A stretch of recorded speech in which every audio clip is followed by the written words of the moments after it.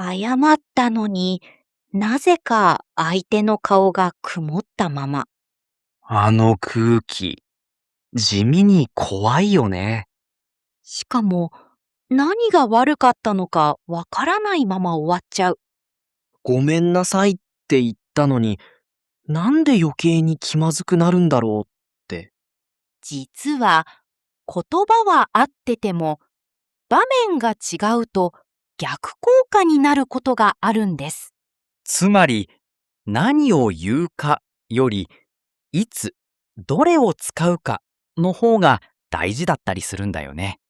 今日は日本語の謝り方を場面ごとに一緒に整理して、もう怖くならないようにしましょう。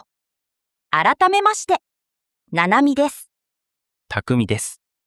今日もゆっくり話していきましょところで、たくみさん、外国語で謝るときって、まず何を思い浮かべますか？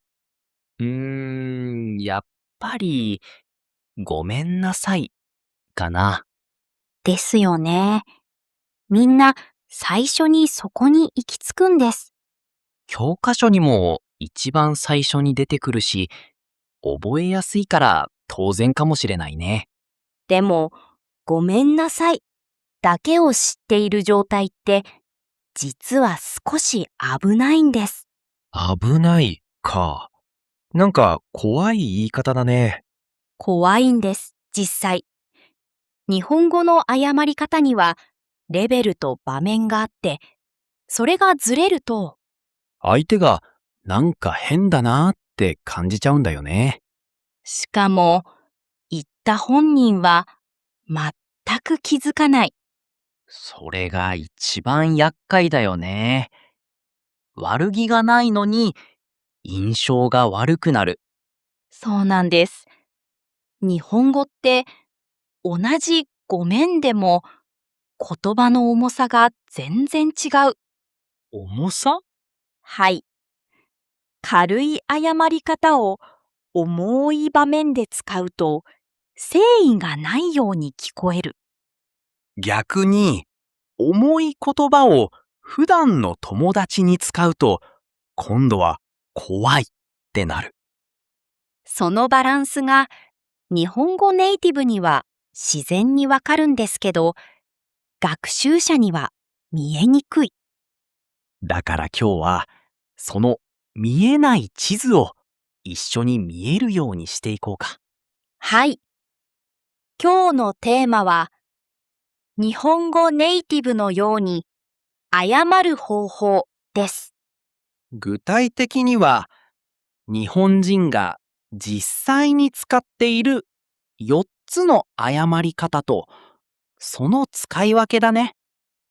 この4つを知るだけで、日本語での謝り方が怖くなくなると思います。じゃあ、最初の1つ目からいこうか。はい。一つ目は、ごめんなさいです。うん。みんなが一番知ってる言葉だね。そうなんです。でも、実はかなり使う場面が限られていて、どんな場面が合ってるの？家族や友達など、親しい人に対して使うのが自然です。親密な関係限定ということか。はい。感情がこもった個人的な謝罪に向いています。例えば、友達との約束をすっぽかした時とか？まさにそれです。本当にごめんなさいって心から言える場面。じゃあ、逆に合わない場面は？職場や初めて会う人、目上の人に使うと、ああ、なんか子供っぽく聞こえるかも。そうなんです。ネイティブには幼い印象を与えてしまう。それが、さっきの顔が曇る原因だったりするわけだ。まさにそれです。ごめんなさいは、親しい人への心からの謝罪。距離が近い人に感情を込めて使う言葉ということだね。では、2つ目に行きましょう。すみませんです。これもよく聞くよね。はい。でも、すみませんは少し特別な言葉なんです。特別？どういう意味で？謝るときだけじゃなくて、人を呼ぶときにも使いますよね。ああ、レストランですみませんって呼ぶやつか。そうです。それに、お礼を言う代わりに使うこともある。え？お礼の代わりに？はい。例えば、重い荷物を持ってもらったとき、ありがとうじゃなくて、すみませんっていう人いるよね。そうなんです。こんなにしてもらって申し訳ないという心。なるほど。謝罪と感謝が混ざってる感じだ。まさに。だから、すみませんは日常の場面で一番使いやすい言葉。職場の同僚とか、お店の人とか、見知らぬ人にも使えるんだね。はい。軽いミスやちょっとした迷惑にはすごく自然です。すみませんは万能に近い。でも万能じゃないということか。うまいまとめ方です。重大なミスに使うと軽く聞こえる。そこだけ注意です。じゃあ、重大なミスには何を使えばいいの？三つ目がちょうどそれで、申し訳ありませんです。申し訳ありません。なんか急に重くなったね。そうですよね。この言葉は日本語で一番重い謝罪の言葉です。どんな時に使うの？仕事上の大きなミスとか、相手に本当に迷惑をかけたとき、締め切りに間に合わなかったとか、大事な資料をなくしてしまったとか？まさにそういう場面です。私の責任ですという気持ちが伝わる言葉。自分に責任があるということをしっかり認めるニュアンスがあるんだね。はい。だから、使うときは背筋が伸びる感じがします。なるほど。逆に友達に使ったらどうなる？え、そんなにかしこまらなくていいよって惹かれる。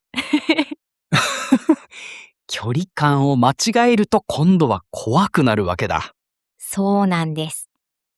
申し訳ありませんはフォーマルな場面。特にビジネスが基本。重さを正しく使える人って日本語が上手に見えるよね。本当にそうです。この一言が言えるだけで印象が全然変わります。じゃあ、4つ目は？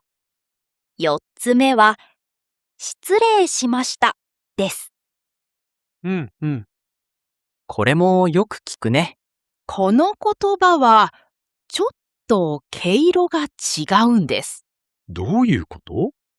ごめんなさいや、申し訳ありませんは、感情が入っていますが、失礼しましたは、もう少しクールな感じ？そうなんです。礼儀を失ったことへの謝罪という意味に近い。マナーに関する謝罪ってこと？はい。例えば、会議中にうっかり咳をした時とか。あ、失礼しましたって小さく言うやつか。そうです。または、部屋に入る時にドアを開けすぎた時とか。軽くて、丁寧で、でも感情はあまり入ってない。まさに。あとは、電話で先に切ってしまった時にも。あ、失礼しましたってメッセージを送る感じ。そういうことです。深刻じゃないけど、礼儀としての謝罪。そこにぴったりです。なるほどね。すみませんと似てるけど、より丁寧な感じかな。そうですね。すみませんより少しフォーマルで、でも、申し訳ありませんより軽い。謝罪にもグラデーションがあるんだね。じゃあ、ここで4つをまとめて整理してみましょう。うん。ここが一番大事なところだね。服に例えるとわかりやすいかもしれません。服？はい。謝り方って場面に合わせた服みたいなものです。ああ、パジャマのまま会社には行かないみたいな。まさにそれです。ごめんなさいは家の中の服。親しい人にだけ。すみませんは普段着。日常のどこでも使えるやつ。申し訳ありませんはスーツ。重要な場面。ビジネスの場面。失礼しましたはちょっとしたフォーマルウェア。マナーが必要な場面。完璧です。そのイメージを持っておくだけで全然違います。じゃあ、具体的に確認していこうか。友達に遅刻したときは？ごめんなさい。または、すみません。どちらでも OK。職場で大事な書類をなくしたときは？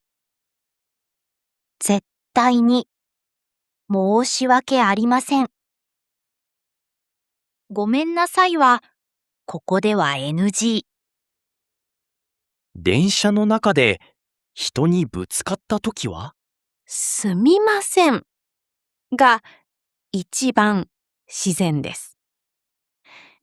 反射的に出てくる言葉。会議中にスマホが鳴ってしまったときは？失礼しました。深刻ではないけど、礼儀として謝る場面です。これ、すごくわかりやすい。一個一個が頭に入ってくる感じ。嬉しいです。でも、もう一つだけ大事なことがあって、なんだろすみませんには、もう一つ、すごく面白い使い方があるんです。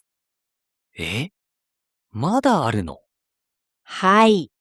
実は、すみませんは、感謝を表すときにも使うんです。ああ、さっき少し言ってたやつだね。そうです。例えば、誰かが道を教えてくれたとき、ありがとうじゃなくて、すみません、助かりましたっていう感じ？はい。こんなに親切にしてもらって申し訳ないという心。謝罪と感謝が混ざっている日本語ならではの表現だね。まさにそうです。これがわかると日本人の会話がもっと自然に聞こえてきます。なんでありがとうの場面ですみませんって言うんだろうが解決するね。解決します。そして自分でも使えるようになると思います。謝罪の言葉って実は相手との距離感を測る言葉でもあるんだね。そうなんです。どの言葉を選ぶかで、あなたとの関係をちゃんと分かってますが伝わる。言葉一つで、この人は日本語がわかってるって思われる瞬間だ。そういうことです。今日の4つを使い分けられるだけで、印象が大きく変わります。じゃあ、今日のまとめとして、ベストフレーズ3選を発表しようか。はい。今日の会話から特に覚えてほしい3つです。一つ目。ごめんなさいは、家の中の服。親しい人への心からの謝罪。職場や目上の人には使わないこと。二つ目。申し訳ありません。重大なミスやビジネスの場面。これが言えると一気に信頼されます。三つ目。すみませんの二つの顔。謝罪にも感謝にも使える言葉。この感覚がわかると日本語がもっと自然になります。この3つ。ぜひ、今日から意識して使ってみてください。そして今日の内容が役に立ったと思ったら、ぜひいいねをお願いします。チャンネル登録も、まだの方は、ぜひよろしくお願いします。最後に、リスナーの皆さんへ質問です。どんな質問？皆さんが日本語で謝って一番困った場面は何でしたか？コメントで、ぜひ教えてください。読むのを楽しみにしています。今回の謝り方の話、すごく整理されましたね。はい。でも実は、真面目にシャドーイングをしている人ほど、ある感覚を見落としていることがあります。頑張ってるのにですか？はい。音だけを追いかけすぎると、日本語が体に入らないまま終わるんです。ああ、なんとなくわかる気がします。でも実は、たった5分の小さな調整だけで、その感覚が変わります。 5分で変わるんですか？次の動画で、その具体的なやり方を全部話します。シャドーイングがずっと苦手だった人にも届いてほしいですね。今の勉強、少し変わると思います。見逃さないように登録して待っていてね。